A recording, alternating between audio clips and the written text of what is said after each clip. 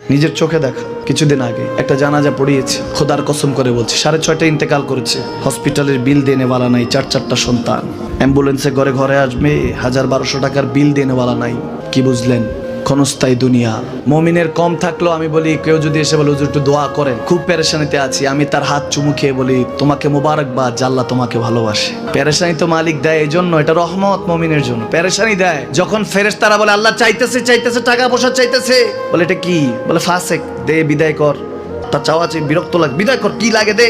মুমিন যখন চাইতে থাকে আল্লাহ আমাকে কিছু লাগবে, যখন একটু করে চায় আমার মাটাকে সুস্থ করে দাও, বাবাটাকে আল্লাহ আমার স্ত্রীকে, আমার আমাকে একটু তৌফিক দাও, চাইতে থাকে মুমিন। আল্লাহ বলে যখন ফেরেশতারা দেখে মুমিন চাচ্ছে, দেরি করতে পারে না, তাড়াতাড়ি খাজানা নিয়ে দিতে নেবে, আল্লাহ বলে রাখোস না, এত তাড়াহুড়া কিসের?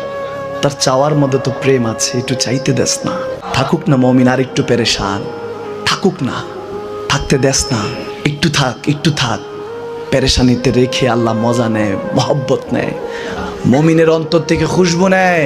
আল্লাহর বড় মায়া, মুমিন যখন চায় আল্লাহ তখন মায়ার নজর নিয়ে তাকায়, হায় হায় আমার বান্দা, সুবহানাল্লাহ।